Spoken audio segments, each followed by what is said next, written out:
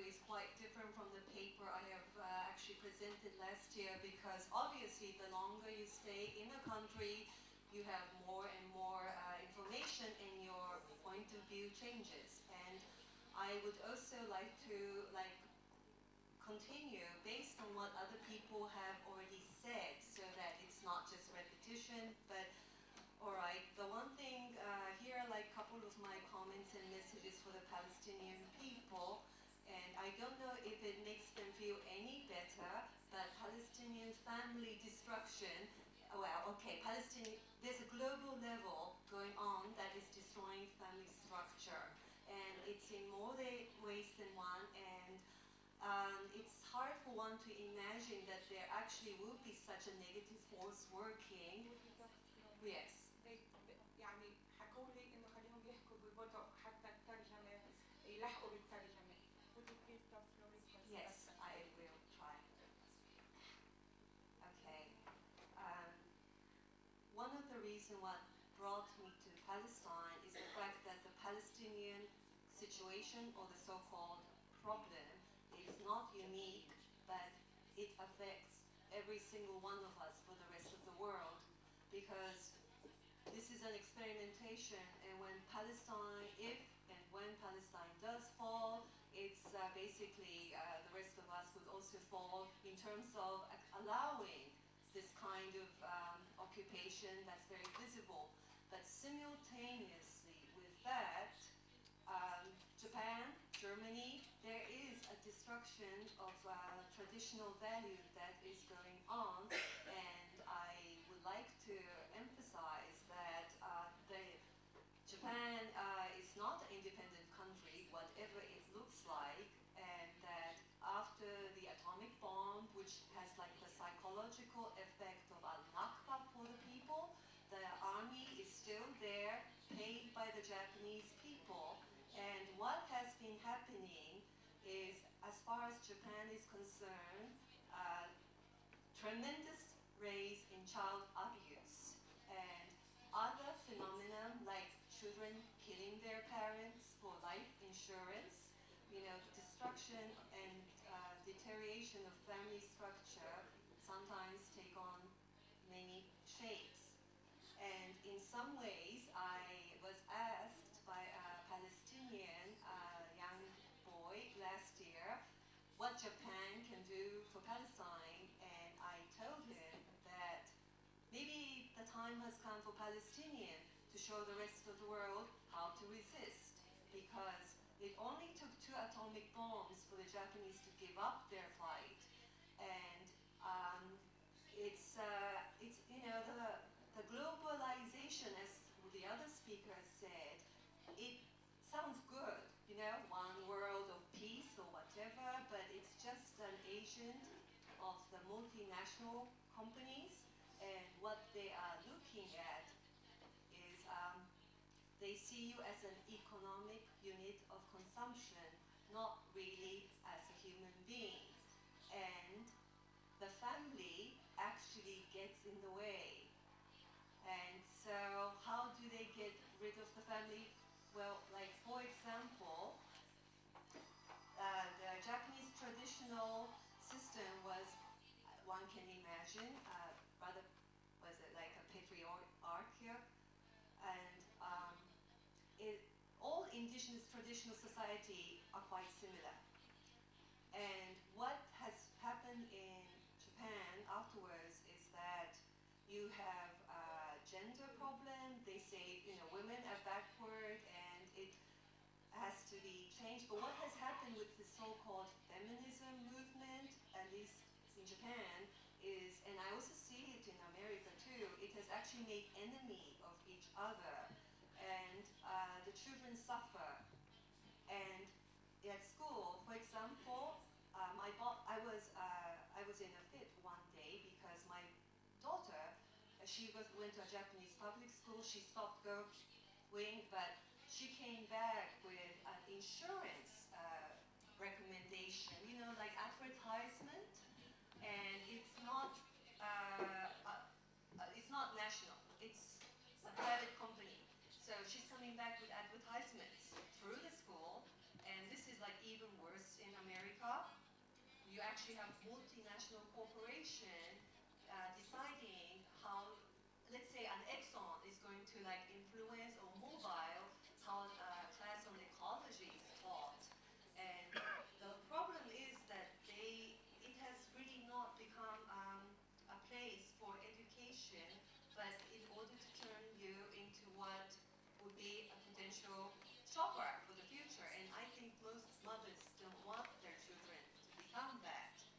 Okay, and and going back, so about resistance, I really want to say I commend and I think highly of Sharif Kanana by the fact that he managed to make Palestinian folk tales a part of a national heritage, through UNESCO, because it is a cultural heritage and a treasure that is not visible.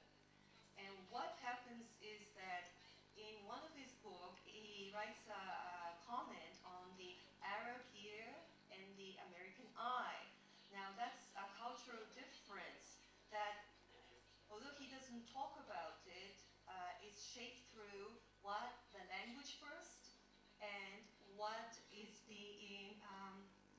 imagery that goes with it, and it is done through the mothers. And why is all this so very important is that it shapes your subconscious.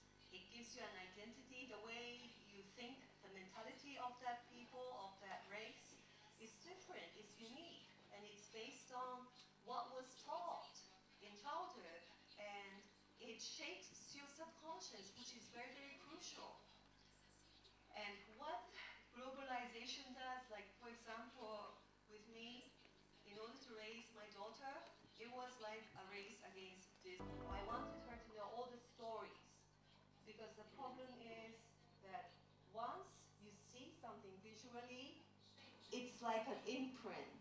You can't imagine that story any other way. And all this and language actually shapes who you are, and this is part of the identity, and it's far more important, and it's far more influential than what one thinks. And the fact that he managed to make it a national heritage is like an incredible accomplishment, because Japan is just having a problem with like trying to get Mount Fuji to become one, and that's a visible symbol.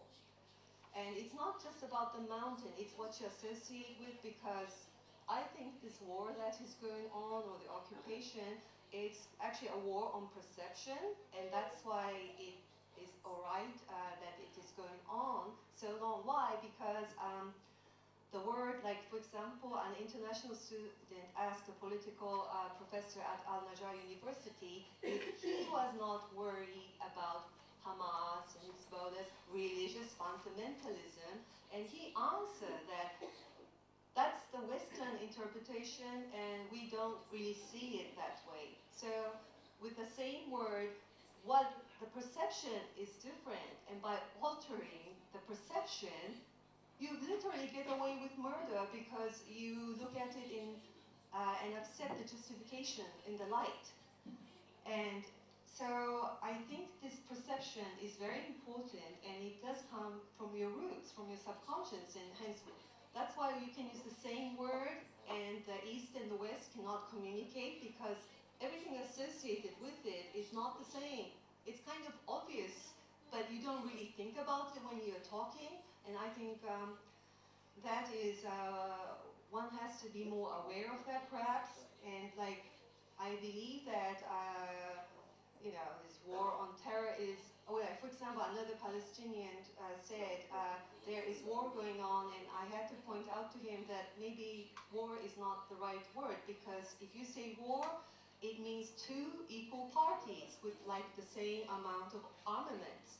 And in this case of Palestine, obviously not armed. And so you can't really say it's a war, and he thanked me and he said it's kind of true. And I think we are using very imprecise words that allows this kind of thing, because it helps the other side to see it the way you want it. And the danger of multinational corporation is that they're trying to give you one universal framework.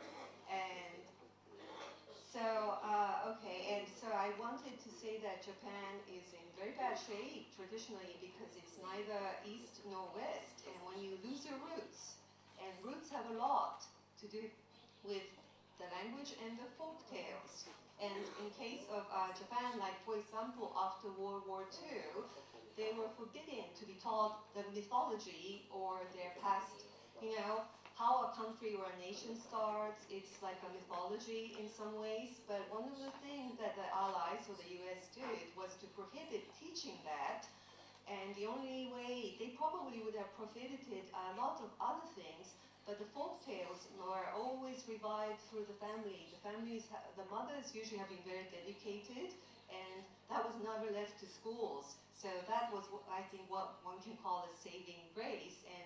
But once the women become kind of not so dedicated for self-sacrifice as a mother, well, there's sudden surge of crime and homeless, and for the last decade, it's like more than 10 people every day commit suicide, and all these things didn't occur, and like I said, one of the problem is a huge number of school dropouts, and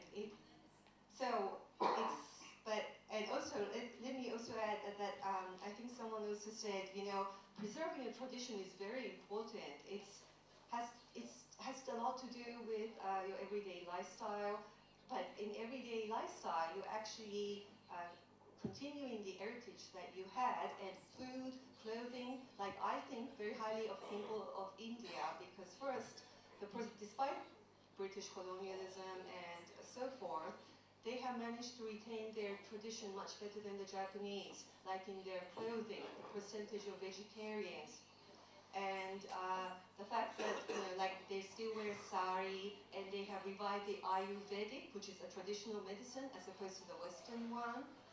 And their math system is different, and that was why they managed to go get the computer jobs all available. A lot of Indians are working because their math system was different, and they managed to protect those things. And how long? I think I have 5 minutes. Okay, so sorry it's a little bit dispersive, but all I want to say is that you have to be very careful, and in the last 5 minutes, I really want to emphasize some of the things that have like the negative part, comments, which says that I find it kind of very bad that there's not enough boycott going on of not just Israeli products, you know, but of industry that support Israel, because there are people in America and Japan who boycott Starbucks and Coca-Cola and, you know, Motorola or even Nokia and so forth because they believe that this is act of injustice. Because every 10 shekel that is part of Israel's economy, 1 shekel for sure at least goes to the military industry. And so when I came here and I found Coca-Cola was the national beverage, that was like a big letdown. And I think Oslo is a problem. And post-Oslo, I think now you have the Palestinian, what has happened like 6 years ago in Japan, they got the Japanese to become like the, how should I say, sheepdogs for the sheeple people of Japan. And it's the same, I think, if one is not careful with the Palestinian Authority, because how is it possible that when there are people coming in to like protest against the wall, ever since Rachel Corrie, they managed to find a Palestinian driver, and I've been told that the cement that they used to build the wall is actually bought through from the Israeli by the Palestinian Authority. So I think there's like a lot of internal problem. But as a family unit, I think that's where the roots of everything is. And as mothers, I think one should be more active in boycott, because that alone would be a great statement. And to protect your future, and also to like show where you're standing without having to say anything. Okay, shukran.